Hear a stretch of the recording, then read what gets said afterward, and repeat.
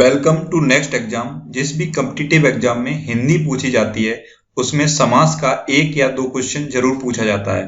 आज हम समास को पहचानने की कुछ ऐसी ट्रिक्स डिस्कस करेंगे कि अगर आपने ये ट्रिक्स सीख ली तो आपका समास का क्वेश्चन कभी भी गलत नहीं हो सकता। तो चलिए स्टार्ट करते हैं। सबसे पहले तो समास होते क्या हैं? दो या दो से अधिक शब्दों से मिलकर बने सार्थक शब्दों को हम समास कहते हैं। आप याद रखें, वर्णों के मेल से संधि बनती है और शब्दों के मेल से समास बनते हैं। अब आते हैं समास के भेद पर। समास के 6 मुख्य भेद होते हैं। अब कभी कभी ये क्वेश्चन भी पूछा जा सकता है कि समास के कितने प्रकार होते हैं या कितने भेद होते हैं। तो आप याद रखें, समास के 6 मुख्य भेद होते हैं। अब ये आप याद कैसे रखेंगे? आप ये देख रहे होंगे समास में ये मास वर्ड है। मास यानी कि महीना। महीना कितने होते हैं? 12। तो 12 के आधे होते हैं समास। तो आप ऐसे याद रख सकते हैं कि समास के 6 प्रकार होते हैं।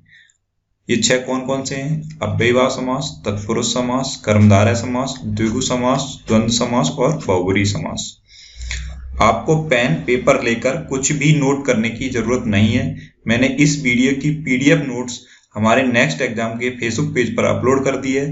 आप हमारे फेसबुक पेज से जाकर इस वीडियो की PDF नोट डाउनलोड कर सकते हैं। अब आते हैं अव्ययीभाव समास पर। जिस समास का पहला पद अव्यय तथा प्रधान हो उसे हम अव्ययीभाव समास कहते हैं। अब अव्ययीभाव समास को पहचानने की ट्रिक क्या है? अव्ययीभाव समास का पहला पद छोटा होता है और पहला पद ही प्रधान होता है। तो आप याद रखें ये ट्रिक कि पहला पद छोटा होता है और मोस्टली अव्ययीभाव समास में पहला पद उपसर्ग होता है। जैसे एग्जाम्पल, प्रतिदिन, प्रति प्लस दिन। देखिए आप, प्रति उपसर्ग है। नेक्स्ट एग्जाम्पल है आजन्म, आ प्लस जन्म। देखिए आप, आ उपसर्ग है। सहर्ष, स प्लस हर्ष यानी कि स उपसर्ग है। यथा संभव, यथा प्लस संभव, यथा उपसर्ग है। प्रतिकूल, प्रति प्लस कूल यानी कि प्रति उपसर्ग है। तो आप ये ट्रिक याद रखें कि अव्ययीभाव समास का पहला पद छोटा होता है और पहला पद मोस्टली उपसर्ग होता है। अब एक इंपॉर्टेंट नोट, एक ही शब्द कई बार आने पर भी अव्ययीभाव समास होता है। जैसे हाथों हाथ यानी कि हाथ प्लस हाथ, दिनों दिन यानी कि दिन प्लस दिन। तो एक शब्द अगर कई बार आ रहा है तो वहां भी अव्ययीभाव समास होता है। अब आते हैं तत्पुरुष समास पर। तत्पुरुष समास, जिस समास में दूसरा पद प्रधान होता है तथा दोनों के बीच कारक चिन्ह का लोप हो जाता है उसे तत्पुरुष समास कहते हैं। अव्ययीभाव समास में पहला पद प्रधान था, तत्पुरुष समास में दूसरा पद प्रधान होता है। अब तत्पुरुष समास को पहचानने की ट्रिक क्या है? तत्पुरुष समास का दूसरा पद छोटा होता है और दोनों पदों के बीच कारक चिन्ह का लोप होता है। जैसे एग्जाम्पल देखें आप, राजकुमार यानी कि राजा का कुमार, राजपुत्र यानी कि राजा का पुत्र। आप ये देख रहे होंगे ये कारक चिन्ह का लोप हो रहा है। दोनों उदाहरण में का कारक चिन्ह का लोप हो रहा है। नेक्स्ट एग्जाम्पल है यश प्राप्त यानी कि यश को प्राप्त, यहाँ को कारक चिन्ह का लोप हो रहा है। करुणापूर्ण यानी करुणा से पूर्ण, यहाँ से कारक चिन्ह का लोप हो रहा है। यज्ञशाला यानी कि यज्ञ के लिए शाला, यहाँ के लिए कारक चिन्ह का लोप हो रहा है। पाप मुक्त यानी कि पाप से मुक्त, यानी कि से कारक चिन्ह का लोप हो रहा है। शिवालय यानी कि शिव का आलय, यहाँ का कारक चिन्ह का लोप हो रहा है। पुरुषोत्तम यानी कि पुरुषों में उत्तम, या में कारक चिन्ह का लोप हो रहा है। अब देखते हैं तत्पुरुष समास के भेद। तत्पुरुष समास के भी 6 भेद होते हैं। आपने देखा था समास के 6 भेद होते हैं और यहाँ पर तत्पुरुष समास के भी 6 ही भेद होते हैं। जैसे कर्म तत्पुरुष, कर्म तत्पुरुष में को का लोप होता है यानी कि को कारक चिन्ह का लोप होता है। जैसे मैंने आपको एग्जाम्पल बताया था यश प्राप्त यानी यश को प्राप्त। कर्ण तत्पुरुष, कर्ण तत्पुरुष में से और के द्वारा का लोप होता है। संप्रदान तत्पुरुष, संप्रदान तत्पुरुष में के लिए कारक चिन्ह का लोप होता है। जैसे एग्जाम्पल था यज्ञशाला यानी यज्ञ के लिए शाला। अपादान तत्पुरुष में से यहाँ पर अलग होने के संबंध में होता है। जैसे कोई चीज किसी से अलग हो रही है तो यहाँ पर से कारक चिन्ह का लोप होता है अपादान तत्पुरुष में। जैसे ये एग्जाम्पल था पाप मुक्त, यानी कि पाप से मुक्त, आप पाप से अलग हो रहे हैं। संबंध तत्पुरुष में का, की, के का लोप होता है। जैसे एग्जाम्पल था राजपुत्र, यानी कि राजा का पुत्र, तो वहां पे कौन से कारक चिन्ह का लोप हो रहा था? का। तो वो कौन सा तत्पुरुष था? संबंध तत्पुरुष। नेक्स्ट है अधिकरण तत्पुरुष में पर का लोप होता है। में और पर कारक चिन्ह का लोप होता है। तो आप याद रखें तत्पुरुष समास में दूसरा पद प्रधान होता है और दूसरा पद ही छोटा होता है और दोनों पदों के बीच कारक चिन्ह का लोप होता है और तत्पुरुष समास के भी 6 भेद होते हैं। तो ये था तत्पुरुष समास। अब आते हैं कर्मधारय समास पर। जिस समास का उत्तर पद यानी कि दूसरा पद प्रधान होता है तथा पूर्व पद व उत्तर पद में उपमान उपमेय और विशेषण विशेष यानी कि उपमान उपमेय या विशेषण विशेष का संबंध होता है, उसे कर्मधारय समास कहते हैं। अब देखते हैं कर्मधारय समास को पहचानने की ट्रिक क्या है। कर्मधारय समास को पहचानने की ट्रिक है कि इसका पहला पद मोस्टली विशेषण होता है और दूसरे पद की तुलना होती है। और सबसे इंपॉर्टेंट ट्रिक है कि विग्रह करने पर दोनों में है जो और के समान शब्द आते हैं। दोनों पदों के बीच में है जो और के समान शब्द आते हैं। आप ये 2 वर्ड याद कर लें, है जो और के समान। जैसे एग्जाम्पल है चरण कमल, यानी कि चरण के समान कमल, तो आया ना है जो या के समान में से एक, तो क्या आया? के समान। महापुरुष यानी कि महान है जो पुरुष, देखिए आप आया ना है जो शब्द। मृग नयन यानी कि मृग के समान नयन, तो यहाँ पे कौन सा आया? के समान।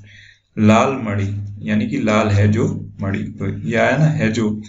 तो ये आप 2 शब्द पकड़ लें, है जो और के समान। अगर ये आ रहे हैं तो क्या है? कर्मधारय समास। अब आते हैं द्विगु समास पर।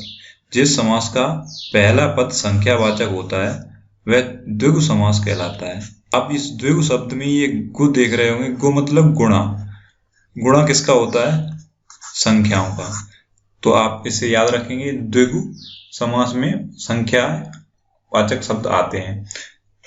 तो देखते हैं उदाहरण, चौराहा यानी कि 4 राहों का समूह, तो यह है ना संख्यावाचक शब्द 4। त्रिकोण यानी 3 कोणों का समूह, कौन सा शब्द है? संख्यावाचक 3। तिरंगा यानी कि 3 रंगों का समूह। तो आप याद रखें द्विगु समास में हमेशा संख्यावाचक शब्द आते हैं। अब आते हैं द्वंद्व समास पर। जिस समास के दोनों पद प्रधान होते हैं तथा विग्रह करने पर और, अथवा, या, एवं ये शब्द लगते हैं, वहां द्वंद्व समास होता है। ये ट्रिक क्या है इसको पहचानने की? दोनों शब्द एक दूसरे के उल्टे होते हैं, ये द्वंद्व समास को पहचानने की ट्रिक है। जैसे एग्जांपल देखें आप, पाप पुण्य यानी कि पाप और पुण्य, तो पाप और पुण्य दोनों एक दूसरे के उल्टे हैं ना। सुख दुख, सुख और दुख, सुख और दुख दोनों एक दूसरे के उल्टे हैं। गुण दोष, गुण और दोष, तो गुण और दोष दोनों एक दूसरे के उल्टे हैं। और विग्रह करने पर दोनों में और, अथवा, या, एवं ये शब्द आएंगे। तो इन सभी एग्जाम्पल में और शब्द आ रहा है। तो आप याद रखें द्वंद्व समास में दोनों पद प्रधान होते हैं और जो द्वंद्व समास के 2 पद होते हैं वो एक दूसरे के उल्टे अर्थ के होते हैं। अब आते हैं बहुब्री समास पर। बहुब्री समास सबसे ज्यादा इंपॉर्टेंट है, मोस्ट इंपॉर्टेंट। इस समास में कोई भी पद प्रधान नहीं होता है। अजीब बात है ना, मोस्ट इंपॉर्टेंट है और कोई भी पद प्रधान नहीं है। दोनों पद मिलकर तीसरे पद की ओर संकेत करते हैं। बस आप इस वर्ड को पकड़ लें कि दोनों पद मिलकर किसी तीसरे पद की ओर संकेत करते हैं। बहुब्री समास को पहचानने की ट्रिक क्या है? बहुब्री समास को पहचानने की ट्रिक है कि विग्रह करने पर तीसरा अर्थ निकलता है। बस बहुब्री समास को पहचानने की यही ट्रिक है कि इसके पदों का विग्रह अगर आप करेंगे तो कोई तीसरा अर्थ निकलेगा। जैसे एग्जाम्पल देखते हैं, चतुर्भुज, इसका विग्रह करेंगे तो क्या होगा? 4 हैं भुजाएं जिसकी, यानी कि कौन है ऐसी जिनकी 4 भुजाएं? विष्णु जी, तो तीसरा अर्थ निकला ना, विष्णु जी। लंबोदर यानी कि लंबा है उधर जिनका, अर्थात गणेश जी। तो तीसरा अर्थ निकला ना कि गणेश जी। दशानन, 10 हैं आनन, आनन मतलब सिर, 10 हैं आनन जिसके अर्थात रावण। गिरधर, गिर को धारण करने वाले अर्थात श्री कृष्ण। तो बहुब्री समास में हमेशा तीसरा अर्थ निकलता है। तो बहुब्री समास को पहचानने की बस यही ट्रिक है कि बहुब्री समास में तीसरा अर्थ निकलता है। अब एक बहुत ही इंपॉर्टेंट नोट, अगर ये नोट आपने नहीं देखा तो आपका क्वेश्चन गलत होने की संभावना बहुत ज्यादा रहेगी। यदि प्रश्न ऐसा दिया है कि विकल्प में कर्मधारय, द्विगु तथा बहुब्री तीनों दिए हैं, तब आपको हमेशा बहुब्री पर टिक करना है। यानी कि अगर क्वेश्चन इस टाइप का आ जाए कि ऑप्शन में आपको कर्मधारय समास, द्विगु समास और बहुब्री समास तीनों दिए गए हैं, तो आपको हमेशा बहुब्री समास पर टिक करना है। जैसे सपोज क्वेश्चन आ गया कि नीलकंठ में कौन सा समास है, तो आप जानते हैं नीलकंठ में कर्मधारय समास भी है, लेकिन आपको बहुब्री समास पर टिक करना है क्योंकि नीला है कंठ जिसका अर्थात शंकर जी, तो इसमें बहुब्री समास भी है और कर्मधारय समास भी है। तो आपको बहुब्री समास को प्रेफरेंस देना है और बहुब्री समास पर टिक करना है। तो जब कभी भी कॉम्पिटिटिव एग्जाम में आपको ऐसा क्वेश्चन मिल जाए कि बहुब्री समास, कर्मधारय समास और द्विगु समास तीनों दिए गए हैं ऑप्शन में, तो आपको हमेशा बहुब्री समास को टिक करना है।